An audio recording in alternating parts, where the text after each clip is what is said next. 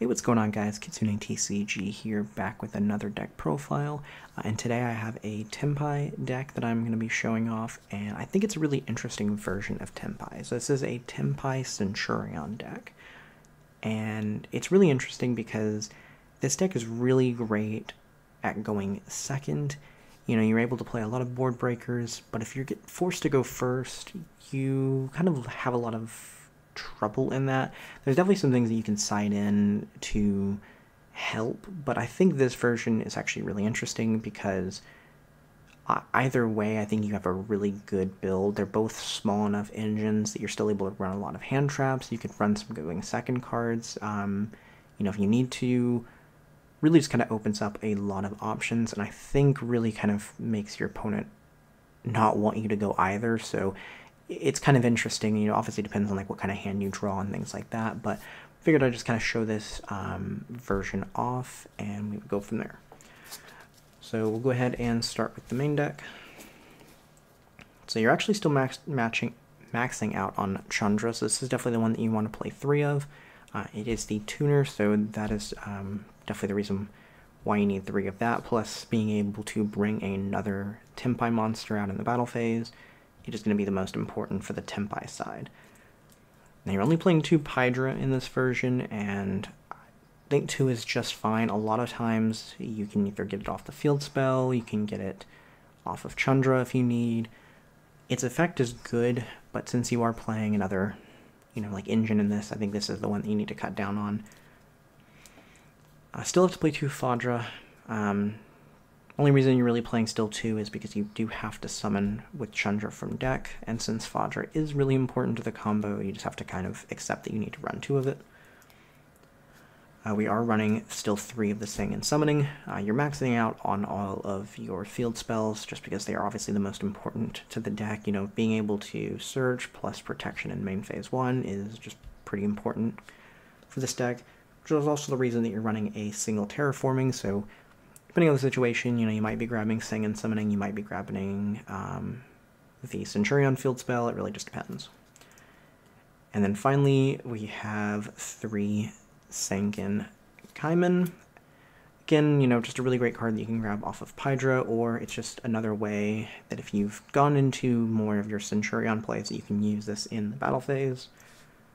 And, you know, you don't have to worry about not having access to, like, your normal summon. For the Centur-Ion side, you're maxing out on Trudea, since this is the one that really kind of gets your play started. If you only open like the field spell, you want to make sure that you have 3 Trudea. Primera, despite being the tuner, is kind of the one that you're okay cutting down on this, just because it's pretty easy to get out with like Trudea or any other option, you know, with like the quick play spell. We are still running 1 Imith and 1 Gargoyle. You could maybe cut one of these if you really need to, but I still think that running both of them is kind of important. They just kind of help fix any issues where you maybe run into with a little bit of dead hand. We've got the 3 stand-up Centur-Ion. Again, want to max out on the field spell. It's pretty easy to either search off of Primera, or if you need to go into Auxilia, or if you have Terraforming. We've got the 2 Emblem Oath. Again, another way that if you do have a lot of Tenpai cards, that can just be an easy way for you to get your Centur-Ion plays going without having to commit like a normal summon. And then we have the Wake Up Centur-Ion and the Centur-Ion Bonds rounding out the Centur-Ion cards. You don't really need access to the trap in this version, just because you have a lot of other plays, and you are a little bit tight when it comes to that. You could definitely maybe squeeze that in by taking something else out, but I don't think it's necessary. It's definitely the least useful of them. And you have obviously a lot of other things that you can do in this deck. From there, we do have 2 Ash, 2 Ogre, 2 Veiler, Nib, 3 Crossout, Called By, and then finishing it off with 2 Imperm. So it is a 41 card list. I think this is just fine. Obviously in the side I do play a few more like crossout targets depending on what I see from my opponent or what they're playing. But I think this is a pretty good group to main. Ogre is obviously pretty bad against both, versions of this deck, like the Centur-Ion cards, since they would be like face-up traps or your, field spells. So Ogre is definitely the one that you want to avoid getting hit by, so I think that is probably the most important to play in this deck, and then obviously just having access to like Ash, Valor, Imperm, or just good cards that if you draw as well, you can use in your hand. So let me just go ahead and move on over to the extra deck. Alright guys, and just quickly going over that extra deck. So we do have 2 Bident Dragons still in this deck. I think it's definitely the most important one to run 2 of. Obviously, it can get you back any Fire Dragon monster, and then the ability to bring itself back after 3 or more attacks is pretty important as well, so definitely a great one to run in this deck. From there, we still have the 1 Ancient Fairy Dragon, and this actually serves a lot of purposes in this particular build.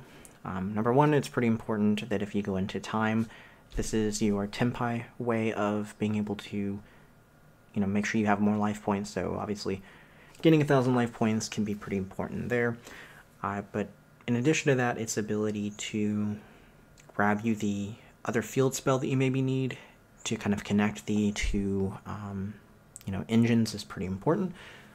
So I think that's another really great reason to have this in the deck, as well as just being able to summon a level 4 monster. So yeah, that can also kind of get you another way to get into your other side of any, or I guess in this case, get yourself into like the Centur-Ion plays.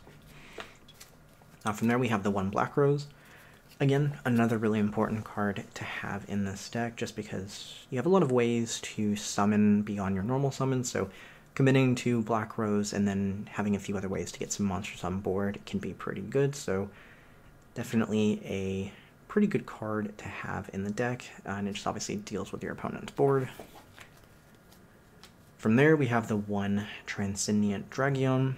It's a really great way, obviously, to get your opponent's monsters to attack, bring it back, to do some more damage, and then just a really great thing to maybe pop off of like Trident Dragon, which you still kind of want to play in this version. It could definitely be something that you could cut for something else. It's not the most important in this build, but just still being able to obviously put up a lot of damage and, get over any high attack monster by popping like the field spell. It could be pretty important, so still I think worth playing, but it could be something that you could try out for something else. Ruddy Rose, again, another kind of like flex spot that you can maybe make any other Synchro 10 or whatever maybe you need. I don't think it's hugely important, but it can maybe come up in some matchups, so that's definitely why I have it currently in the deck. And finally, Dispatter. Dispatter is pretty interesting because it is definitely something that you can summon just using the Trident like monsters or side. But it's also something that you can summon off of Crimson Dragon if you have, some other like level 10 synchro monster on the board as well. So this is kind of like a little bit of like a bridge between the 2 archetypes. From there, this is just going to be the Centur-Ion sides. We have Packbit. This can just kind of like fix if you have a little bit of an awkward hand, so I think it's definitely worth playing one of that.